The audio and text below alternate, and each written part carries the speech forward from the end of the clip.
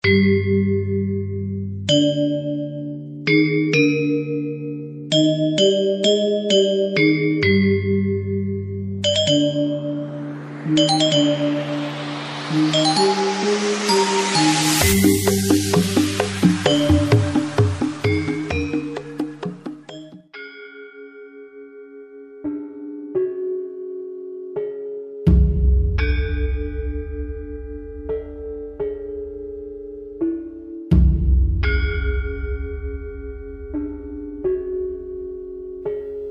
Batara lengser mangkut-mangkut menyaksikan itu semua. Kini dia yakin bahwa Prabu Parmawijaya bukanlah Prabu Permanadikusuma. Sebab tidak setiap orang mampu menggunakan keris sakti kecuali raja itu sendiri. Namun teka-teki siapa sebenarnya Prabu Parmawijaya belumlah terjawab. Masih terlalu jauh untuk diteropong dengan ilmu kebatinan. Apakah Baginda Raja menghendaki aku mati? Bila begitu, maka hamba akan mati. Setelah berkata begitu, Ajar Sukarsi jatuh tak bernyawa. Prabu Parmawijaya segera memusatkan kesaktiannya di telapak kaki, lalu menendang mayat pertapa Ajar Sukarsi tersebut. Mayat itu terlempar jauh, lalu jatuh ke hutan larangan. Namun perlahan mayat itu berubah menjadi seekor naga, lalu masuk ke dalam gua di hutan larangan untuk bersemadi. Sementara di kerajaan, usai mayat itu terlempar jauh, keadaan semakin genting. Prabu Parmawijaya murka dan semakin semena-mena saja.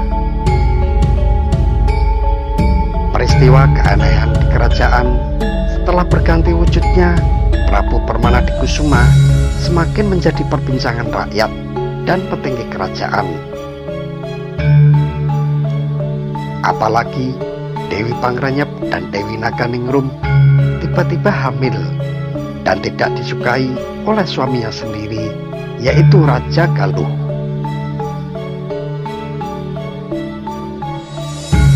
Beberapa bulan kemudian, Dewi Pangrenyep pun melahirkan seorang anak laki-laki. Bayi yang putih dan sangat mungil. Prabu Parmawijaya melihat bayi tersebut. Rasa benci dan kekhawatirannya tiba-tiba sirna. Lalu dia memberi nama Haryang Banga. Tentu saja Dewi Pangrenyep senang bahwa Prabu Parmawijaya tidak membunuh anak yang dilahirkannya. Berbeda dengan Dewi Naganingrum yang masih hamil tua, ketika Prabu Parmawijaya mengunjungi bilik pribadinya, secara ajaib janin dalam kandungan Dewi Naganingrum berbicara lantang. Parmawijaya, engkau telah melupakan banyak janjimu. Semakin banyak kau melakukan hal-hal kejam, kekuasaanmu semakin pendek. Ucapan itu membuat Prabu Parmawijaya marah besar. Namun, dia tidak bisa membunuh janin tersebut. Jika membunuhnya, maka harus membunuh Dewi Naganingrum. Lalu dia pun mengatur siasat. Dirayunya Dewi Pangrenyep untuk memusnahkan bayi Dewi Naganingrum ketika lahir, dengan alasan bahwa Haryang Banga akan menjadi raja pengganti Prabu Parmawijaya. Dewi Pangrenyep terhasut. Ketika Dewi Naganingrum akan melahirkan, Dia lalu memerintahkan Dewi Naganingrum menutup matanya dengan cahaya lilin agar penglihatan Dewi Naganingrum menjadi kabur. Dan hal itu akan memudahkan mengelabuinya. Dewi Pangrenyep berpura-pura membantu persalinan Dewi Naganingrum. Setelah bayi itu lahir, yang ternyata adalah bayi laki-laki, segera dimasukkan ke keranjang dan dihanyutkan di Sungai Citandui. Sementara keranjang bayi itu diganti dengan anak anjing. Setelah menyadari bahwa Dewi Naganingrum melahirkan bayi anjing, dia sangat bersedih. Prabu Parmawijaya memerintahkan Uwa Batara Lengser untuk membunuh Dewi Naganingrum di hutan larangan. Prabu Parmawijaya menyebarkan fitnah bahwa Dewi Naganingrum telah dikutuk. Namun Uwa Batara Lengser tidak membunuhnya.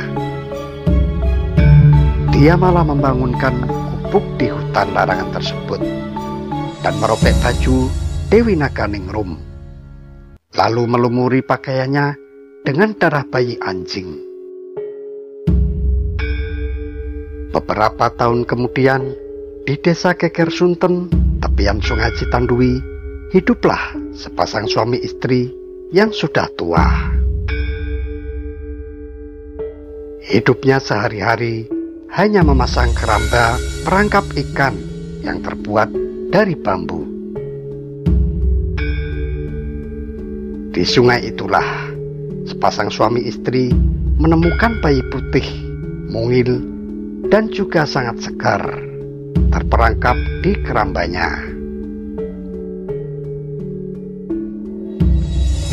Mereka meyakini bahwa bayi itu adalah keturunan raja, sebab sangat berbeda dengan bayi yang biasa lahir di desanya.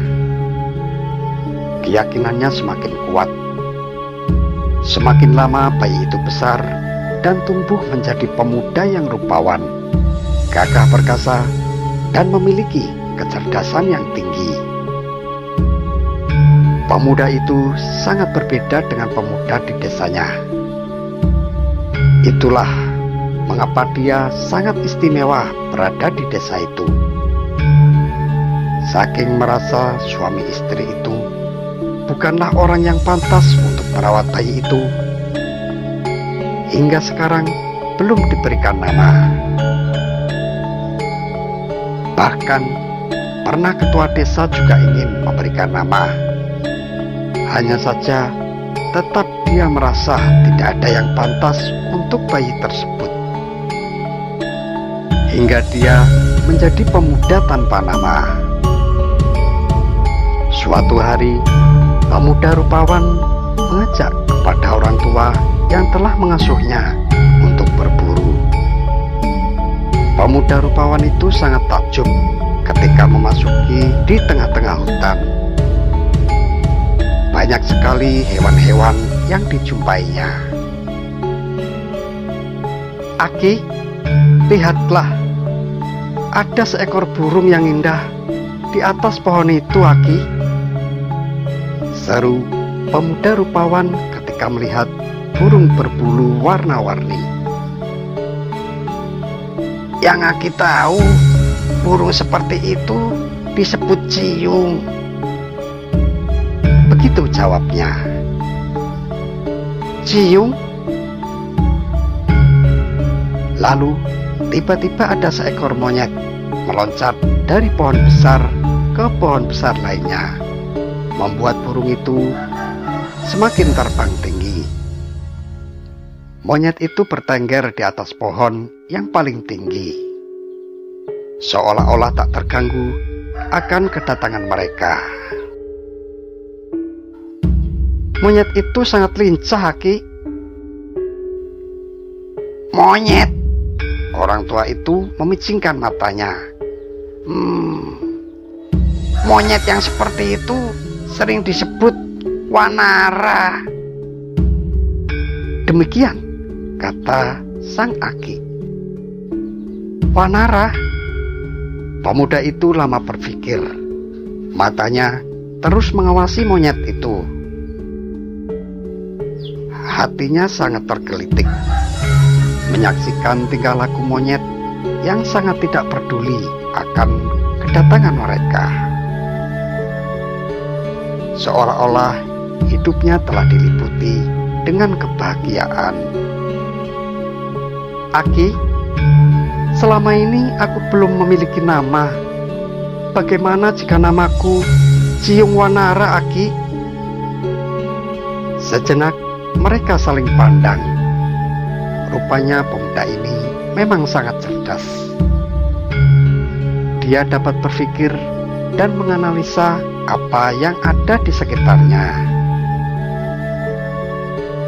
Padahal dia tidak pernah berguru pada seorang pertapa. Sungguh, dia memang anak yang berbakat. Orang tua itu akhirnya menyetujui dengan nama Ciung Wanara. Hingga sampai ke rumah, setiap orang diberitahu bahwa pemuda rupawan itu telah memiliki nama, yaitu Ciung Wanara. Lalu dia pun bertanya pada orang tua yang telah merawatnya itu, rahasia apa sebenarnya yang ada pada diriku, Aki? Orang tua itu terdiam. Mungkin sudah saatnya dia mengatakan yang sebenarnya terjadi. Maka diceritakanlah semua peristiwa penemuan bayi itu yang tersangkut di kerambanya. Setelah mendengar itu, Ciung Wanara berpikir sejenak. Lalu dia memutuskan untuk pergi ke negeri asalnya. Orang tuamu pasti bangsawan dari Galuh, anakku. Apakah Aki tidak keberatan jika aku pergi ke Galuh, Ki?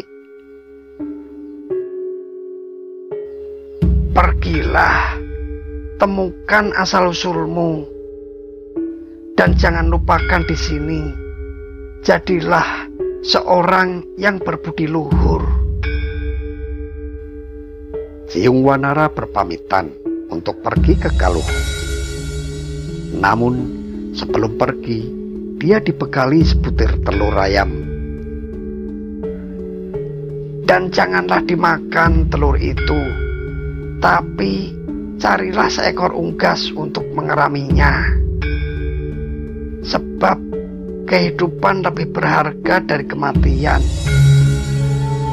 Jika telur itu menetas dan menghasilkan ayam, maka ayam itu akan menolong dalam kehidupan.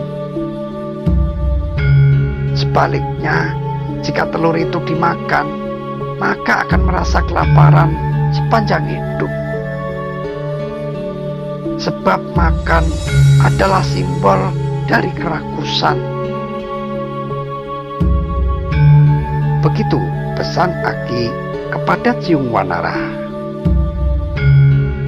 Namun dalam perjalanan menuju Galuh, Ciung Wanara tersesat di tengah hutan larangan.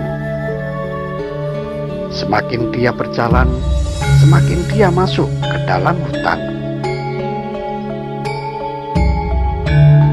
Pohon-pohon tinggi menjulang, batu-batu curam dan ilalang-ilalang luas terhampar. Ciung Wanara terus berjalan. Sebelum matahari terbenam, ia tidak ingin bermalam di hutan tersebut. Namun, takdir berkata lain. Malam pun telah tiba, dan dia memutuskan untuk mencari gua.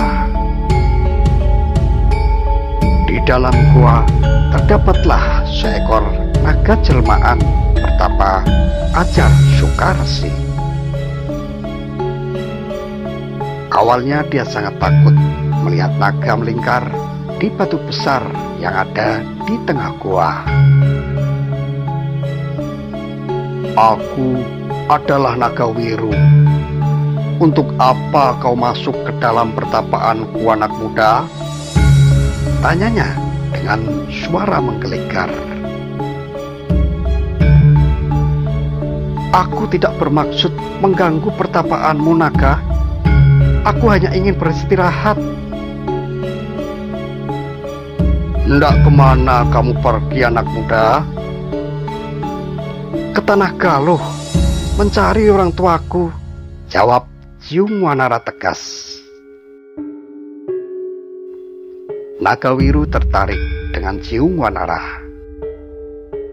Lalu dia meminta Ciung Wanara agar menceritakan kisah hidupnya. Maka diceritakanlah seluruh kejadian yang menimpa dirinya itu. Hingga dia diberikan sebutir telur ayam untuk dierami. Namun hingga kini dia belum menemukan unggas untuk mengerami telur ayam tersebut. Anehnya, naga Wiru yang sangat menyeramkan itu menjadi baik setelah mendengar perkataan Ciung Wanara. Lalu dia juga bersedia mengerami telur ayam tersebut hingga menetas menjadi anak ayam jantan. Perjalanan ke Kerajaan Galuh bukanlah hal yang mudah. Ciung Wanara harus naik gunung dan turun gunung, masuk hutan dan keluar hutan. Untung saja dia dibekali ilmu oleh naga Wiru hingga tak pernah mundur jika ada bahaya yang mengancam. Anak ayam jantan yang dibawa juga telah besar, gagah, dan kuat. Suara kokoknya nyaring menembus cakrawala. Dan tibalah dia di Galuh, di mana sedang diadakannya sabung ayam. Sebuah pesta besar dalam adu ayam jago. Raja dan rakyatnya menyukai acara seperti ini, sehingga terkadang para petinggi kerajaan bergabung juga di sini. Ciung Wanara juga ikut bergabung. Melihat apa yang terjadi, ternyata ayam jago Barmawijaya yang ikut sabung ayam selalu menang. Tak ada yang mengalahkan, sehingga tampaklah sombongan raja itu semakin tinggi. Aku akan memberikan apapun bagi ayam siapa saja yang dapat mengalahkan ayamku. Raja Prabu Barmawijaya susembar. Tidak ada yang berani melawan ayam jago milik Prabu Barmawijaya. Ayam yang gagah memiliki taji yang kuat sekuat baja, mampu merobek wajah ayam jago lainnya dengan sekali hentak. Aku yang akan menantang Paduka Raja. Semua orang memandang ke arah Ciung Wanara. Wapatara Lengser yang tengah berada di situ memperhatikan Ciung Wanara. Kemudian dia mendekat lalu berbisik. Siapa Kisana? Sepertinya batin ini mengatakan bahwa Kisana bukan orang jauh. Tanya Wapatara Lengser kepada Ciung Wanara. Aku Ciung Wanara dari desa Geger Sunten, Paman. Datang ke Galuh mencari keluargaku yang telah menghanyutkan aku ke Sungai Citandui, jawab Ciung Wanara. Wapatara Lengser terkejut mendengar itu. Ia menyadari bahwa Ciung Wanara adalah anak dari Dewi Naganingrum yang kini sedang menyepi di hutan larangan. Mintalah setengah dari kerajaan sebagai imbalan jika menang anak muda. Pada saatnya Kisanak akan mengetahui kebenaran. Ciung Wanara tertegun mendengar bisikan Uwa Batara. Namun dia akhirnya menyetujui, lalu mengutarakan kepada Prabu Barmawijaya. Tentu saja Prabu Barmawijaya menyanggupinya karena yakin ayamnya akan menang. Dia juga meminta Ciung Wanara untuk dipenggal kepalanya jika ia kalah. Setelah sepakat, adu ayam jago dimulai. Semua menyaksikan dengan hati yang berdebar-debar. Ayam jantan Ciung Wanara yang dierami oleh Nagawiru menyimpan kesaktian Nagawiru. Dia bertarung dengan gagah berani hingga ayam jantan Prabu Barmawijaya kalah dan akhirnya mati. Maka sesuai janjinya, setengah dari kerajaan diberikan kepada Ciung Wanara. Tanpa menunggu lama, Ciung Wanara menjadi raja. Saat itulah Uwa Batara lengser datang ke hadapannya, lalu menceritakan segala kebusukan Prabu Barmawijaya hingga rela menukar dirinya dengan anak anjing. Geram Ciung Wanara mendengar itu semua. Dia kemudian membangun penjara besi, lalu mengatur siasat untuk menjebak Prabu Barmawijaya dan Dewi Pangrenyep. Mereka diundang untuk melihat-lihat penjara besi tersebut hingga masuk ke dalamnya. Saat itulah Ciung Wanara mengurung keduanya. Haryang Banga tidak terima mendapatkan kabar bahwa Dewi Pangrenyep, ibu kandungnya, dipenjarakan oleh Ciung Wanara. Dengan pasukannya, mereka menyerang kerajaan Ciung Wanara. Perkelahian tidak bisa dihindari. Kerajaan Galuh yang tentram kini berubah menjadi lautan darah. Mayat bergelimpangan dari para prajurit yang sebenarnya. Mereka adalah para prajurit yang dulunya bagian dari kerajaan Galuh. Inilah yang disebut perang saudara. Ciung Wanara dan Haryang Banga berduel satu lawan satu. Ilmu pencaksilat yang dimiliki oleh keduanya sangatlah tinggi. Mereka saling serang hingga ke tepian Sungai Brebes. Pertempuran belum ada yang menang. Saat itulah Prabu Permanadikusuma muncul bersama Dewi Naganingrum, mengejutkan Uwa Batara lengser. Dengan kesaktian, Prabu Permanadikusuma melerai perkelahian, lalu menggiring keduanya ke penjara besi, di mana Prabu Barmawijaya dan Dewi Pangrenyep dikurung. Kalian saksikan kebesaran Sang Hyang Tunggal menghukum orang yang sangat kejam. Begitu ucap Prabu Permanadikusuma. Usai berkata demikian, Prabu Barmawijaya berubah menjadi Arya Kebonan. Menteri yang dulu dikabarkan menghilang.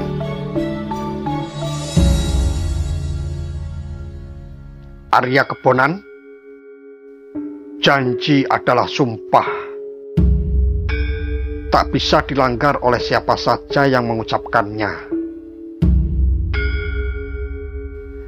Kau telah berjanji padaku akan membawa kerajaan Galuh kepada kemakmuran dan kebaikan. Namun, nafsu telah menghancurkan dirimu sendiri. Inilah akibatnya orang yang mengikuti hawa nafsu, tak ubahnya seperti monyet. Setelah berkata, Arya Kepunan yang dulu dikabulkan keinginannya oleh Prabu Permanadikusuma untuk jadi Raja Galuh berubah menjadi monyet. Sementara Dewi Pangrenyep menjadi seekor burung gagak. Mereka dilepaskan di hutan larangan. Setelah itu, Prabu Permanadikusuma memberikan wejangan kepada Jiung Wanara dan Haryang Banga. Kalian adalah bersaudara. Bagi sesama saudara, pamali untuk berperang melawan saudara sendiri. Mereka akhirnya berdamai. Haryang Banga diperintahkan melangkah ke timur, lalu dikenal dengan nama Jaka Susuruh, mendirikan kerajaan Jawa bersama pengikutnya. Sementara Jiung Wanara memerintah di kerajaan Galuh bersama rakyatnya yang disebut orang Sunda. Kedua kerajaan pun kemah ripah loh Jinawi, saling menghargai dan membantu dalam kesulitan. Baginda Raja Prabu Permanadikusuma, hamba masih penasaran dengan pertapa Ajar Sukarsi. Apakah itu adalah jelmaan dari Baginda? Tanya Uwabatara.